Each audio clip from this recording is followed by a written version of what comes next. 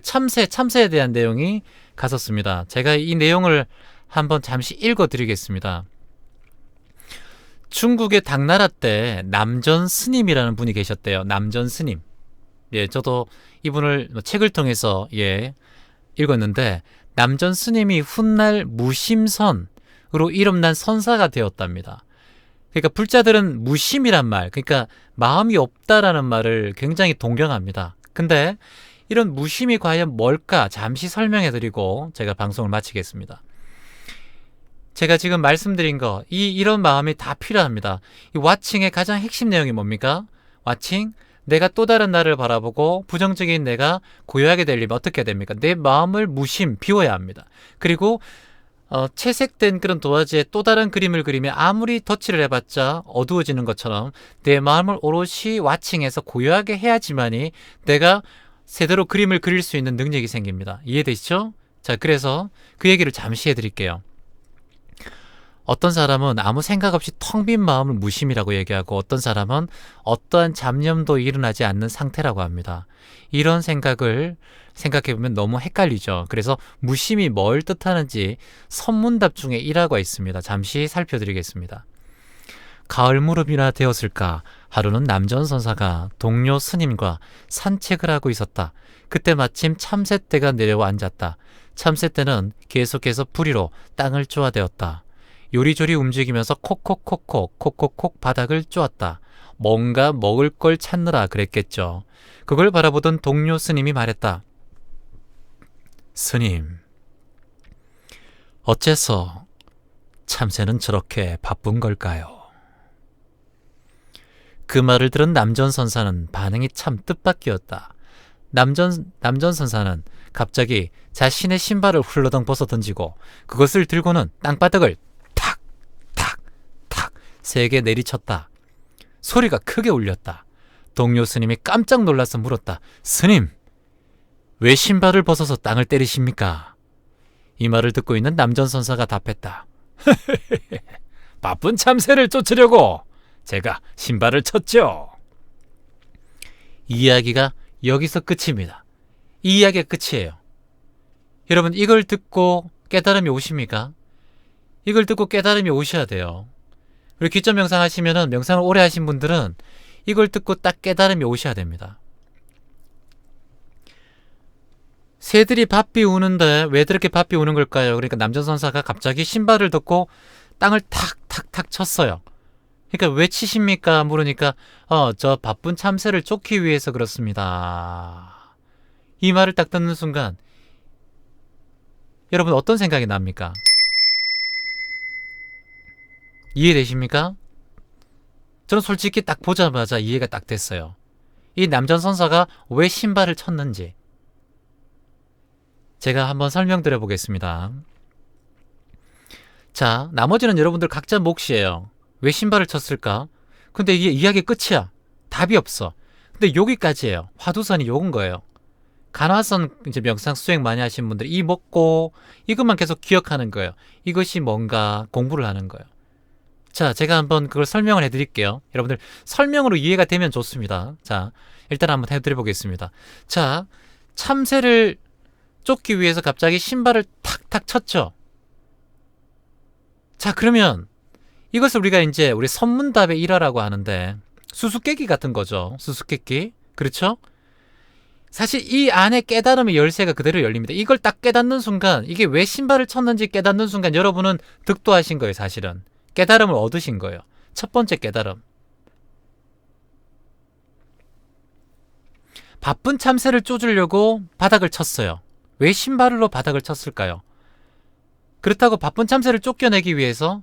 아닙니다. 1차원 저도 공부를 할 때 이것에 대해서 굉장히 화두선에 골몰이 이제 많이 아팠는데, 그러니까 뭐냐면은 참새가 동료 스님이 바쁘다라고 보셨죠. 그쵸 여러분? 참새가 바쁘다고 봤어요. 이 스님이. 그러면 그 참새가 바쁜 걸까요? 아니면 동료 스님이 참새를 바쁘게 본 걸까요? 세상의 모든 참새들은 쪽쪽쪽쪽쪽쪽쪽 바쁘게 움직인다고 생각하죠. 근데 참새는 자기가 바쁘다고 얘기한 적이 있나요? 사람들이 그걸 봤을 때 바닥을 쫙 쪼고내니까 굉장히 바빠 보이는 행동이 아닐까요? 가만히 생각해 보세요, 여러분. 세상을 이렇게 쫓으니까 참새가 늘 그렇게 움직입니다, 참새는. 근데 참새를 보고 우리는 바쁘다라고 생각하는 상을 지어요. 이게 상이 정말 무섭다라는 겁니다. 무상한데 상을 짓는 거예요. 근데 참새는 그냥 자연스럽게 움직이는 거예요.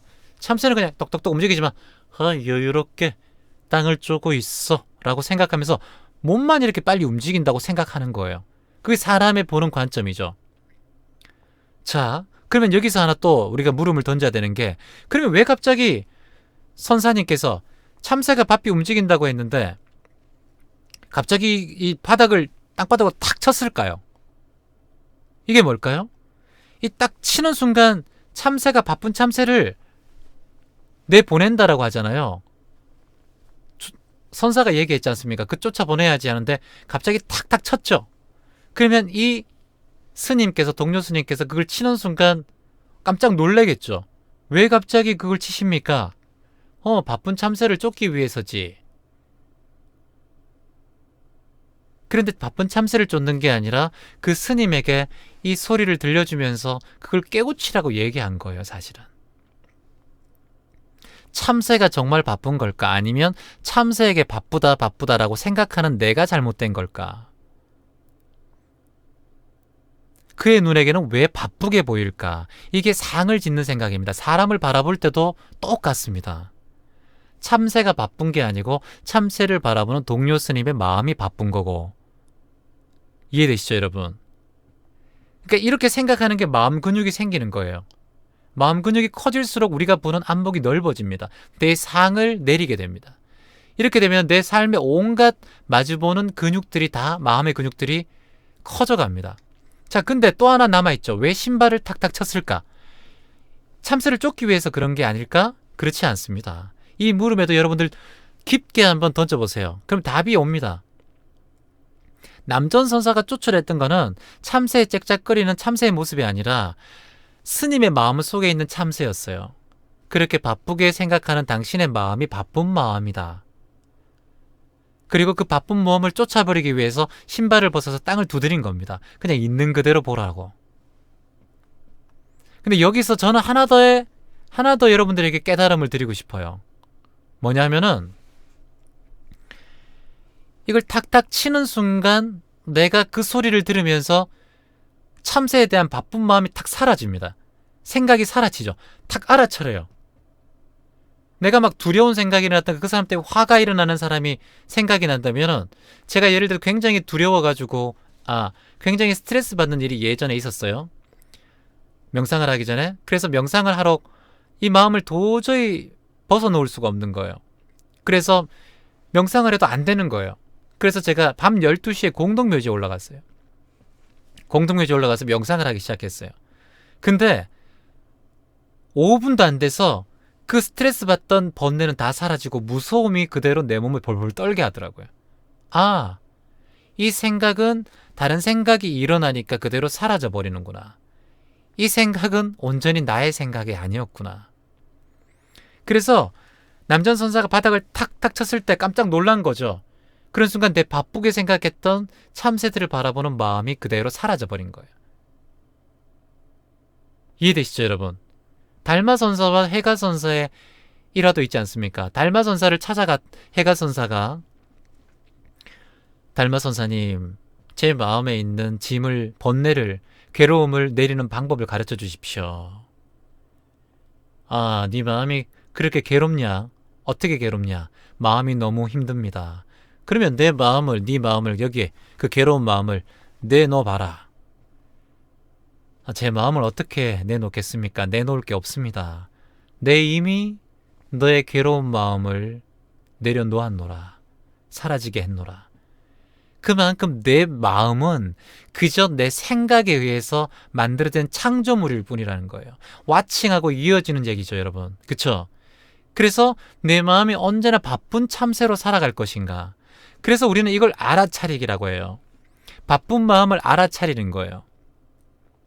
내가 생각이 일어나고 많은 생각이 일어날 때 그런 상처 치유를 위해서는 내가 그 마음을 온전히 알아차리고 탁탁 쳐버리고 내가 그 선문답의 수수께끼를 찾아가듯 왓칭의 그 정답을 찾아가듯 미립자를 만들어내는 방법. 내가 부정적인 생각, 괴로운 번뇌 속에서 골몰하게 생각하다 보면은 그 미립자가 온전히 불행한 내 삶을 만들어버리듯이 내가 온전하게 남전선사의 탁탁 치는 소리에 내 마음을 온전히 가라앉히고 내려놔버리고 온전히 그 비어진 마음에 긍정적인 귀점 명상의 화근을 심어버리면 나는 오롯이 행복한 마음으로 내가 온전한 주인으로 살아갈 수 있는 그런 답이 된다고 생각합니다. 인생의 답을 귀점 명상에서 찾아보시기 바랍니다. 오늘 수업 끝!